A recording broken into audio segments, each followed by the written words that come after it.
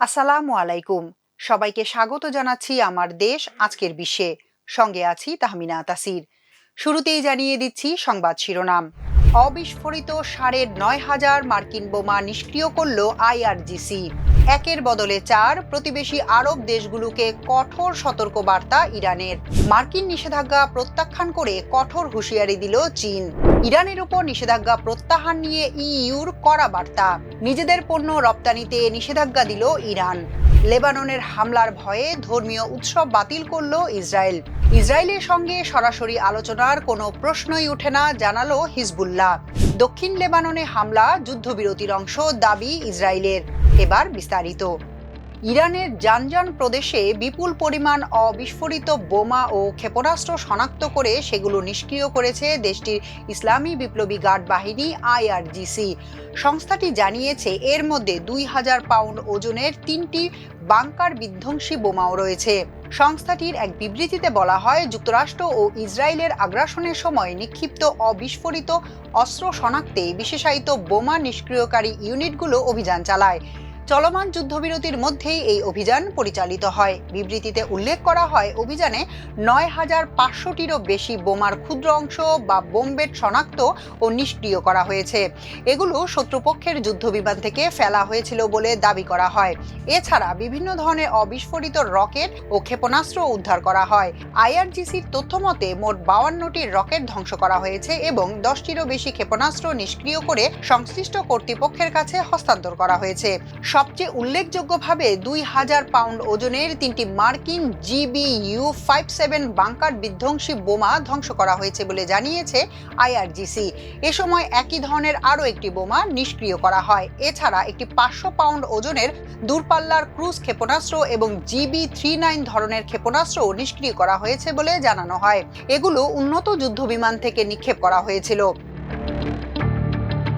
যুক্তরাষ্ট্র যদি চলমান যুদ্ধবিরতি লঙ্ঘন করে ইরান কিংবা ইরানের তেল স্থাপনাকে লক্ষ্য করে হামলা চালায়, তাহলে ওয়াশিংটনের মিত্র হিসেবে পরিচিত উপসাগরীয় অঞ্চলের দেশগুলোতে ৪ গুণ হামলা চালাবে তেহরান। ইরানের ভাইস প্রেসিডেন্ট ইসমাইল সাগাব এসপাহানি এই সতর্কবার্তা দিয়েছেন। সামাজিক যোগাযোগ মাধ্যম এক্সে পোস্ট করা এক বার্তায় এসপাহানি বলেন, যুদ্ধ সংক্রান্ত যে কোনো ঘটনার প্রতিক্রিয়ায় আমরা যত দ্রুত সম্ভব সাড়া দেব।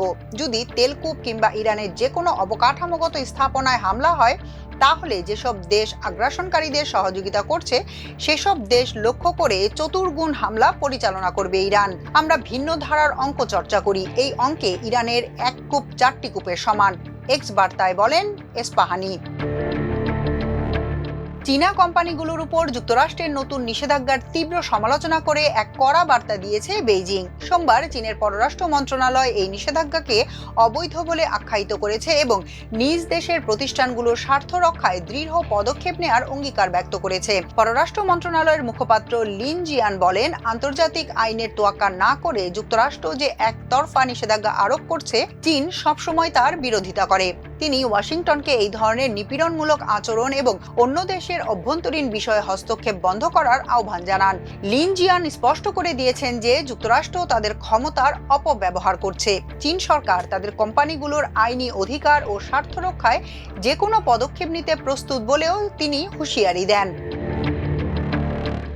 ইরানের উপর নিষেধাজ্ঞা প্রত্যাহার নিয়ে কড়া বার্তা দিয়েছেন ইউরোপীয় কমিশনের president Ursula von der Leyen. তিনি বলেন, ইরানের বিরুদ্ধে আরোপিত নিষেধাজ্ঞা তুলে নেয়ার এখনই সময় নয়। বার্লিনে জার্মানির রক্ষণশীল দল CDU এবং এর বাভারিয়ান সহযোগী CSUর বৈঠকে তিনি একথা বলেন। ইউরোপীয় কমিশনের প্রেসিডেন্ট বলেন, বর্তমান পরিস্থিতিতে নিষেধাজ্ঞা প্রত্যাহার করা খুবই আগেভাগে হয়ে যাবে।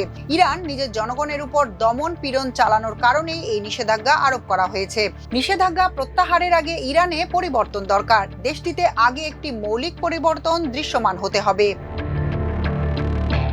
নিজেদের পণ্য রপ্তানিতে নিষেধাজ্ঞা দিয়েছে ইরান। দেশটি আগামী ৩০ মে পর্যন্ত স্টিল স্ল্যাব ও শীট রপ্তানি নিষিদ্ধ করেছে।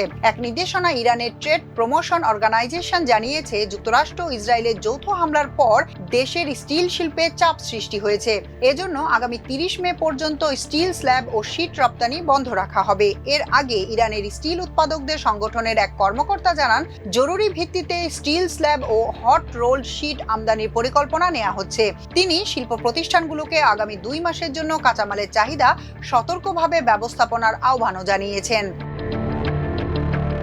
ইসরায়েলের বৃহৎ ধর্মীয় সমাবেশ লাগ ওমের অনুষ্ঠান বাতিলের সিদ্ধান্ত নিয়েছেন দেশটির প্রধানমন্ত্রী বেনিয়ামিন নেতানিয়াহু। সীমান্তে লেবাননের পাল্টা হামলা শুরু হওয়ায় এই সিদ্ধান্ত নেওয়া হয়েছে বলে জানা যায়। সোমবার প্রেস টিভির প্রকাশিত এক প্রতিবেদনে বলা হয়, ইসরায়েলের উত্তরাঞ্চলে নিরাপত্তা পরিস্থিতির অবনতির কারণে দখলকৃত অঞ্চলে নতুন বিধিনিষেধ জারি করে দেশটির হোম ফ্রন্ট কমান্ড। এতে সীমান্তবর্তী এলাকাসহ মেরন, বার ইয়োখাই, ওর হাগানুজ ও সাফসুফা এলাকায় ১৫০০ জনের বেশি জনসমাবেশ নিষিদ্ধ করা হয়। নির্দেশনাগুলো স্থানীয় সময় সোমবার রাত ৮টা পর্যন্ত বহাল থাকবে। প্রধানমন্ত্রীর কার্যালয় এক বিবৃতিতে জানায়, ৫ মে নির্ধারিত মাউন্ট মেরনে ঐতিহ্যবাহী লাগ ওমের উদযাপন এবার আগের মতো বড় পরিসরে হবে না, বরং সীমিত পরিসরে প্রতীকীভাবে পালন করা হবে।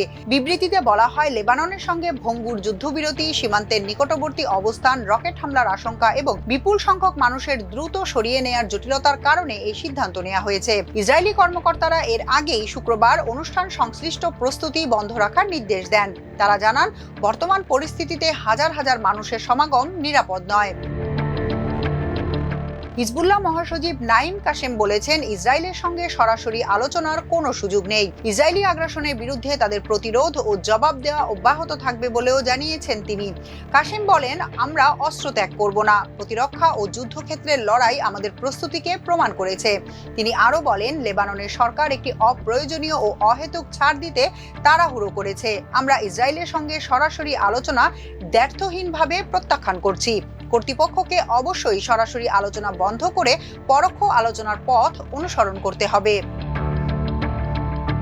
দক্ষিণ লেবাননে সাম্প্রতিক হামলাকে চলমান যুদ্ধবিরতি চুক্তির অংশ বলে দাবি করেছে ইসরায়েল।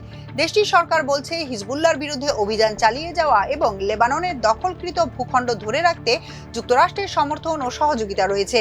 ইসরায়েলের সামরিক নীতিতে নিজস্ব সীমান্তের বাইরে তথাকথিত বাফার জোন তৈরির বিষয়টি গুরুত্বপূর্ণ হিসেবে বিবেচিত হয়। ওই এলাকা থেকে সরে আসার কোনো উদ্দেশ্য ছিল না এবং সেই তথাকথিত ইয়েলো লাইন বেশ নমনীয়, যেমনটা আমরা দেখেছি শুধু গাজাতেই নয়, লেবাননেও। ইসরায়েলের নিয়ন্ত্রণ শুধু স্থলভাগে উপস্থিতির মধ্যেই সীমাবদ্ধ নয়, বরং গোলাবর্ষণ ও বিমান হামলার মাধ্যমে তারা আরো বিস্তৃত এলাকায় প্রভাব বিস্তার করছে। গাজা এবং লেবানন এই দুই ক্ষেত্রেই এই কৌশল প্রয়োগের নজির দেখা যাচ্ছে। ইসরায়েলের মতে এই সবকিছুই যুদ্ধবিরতির অংশ। যা এর অংশ নয় তা হলো হিজবুল্লাহর কোনো পাল্টা জবাব, এবং এটাই হিজবুল্লাহর বিরুদ্ধে যুদ্ধবিরতি ভেঙে ফেলার অভিযোগের কারণ ব্যাখ্যা করে। এখনকার মতো এ পর্যন্তই। সবাই ভালো থাকুন, সুস্থ থাকুন আমার দেশের সঙ্গে। চ্যানেলটি ভালো লাগলে সাবস্ক্রাইব করুন। আল্লাহ হাফেজ।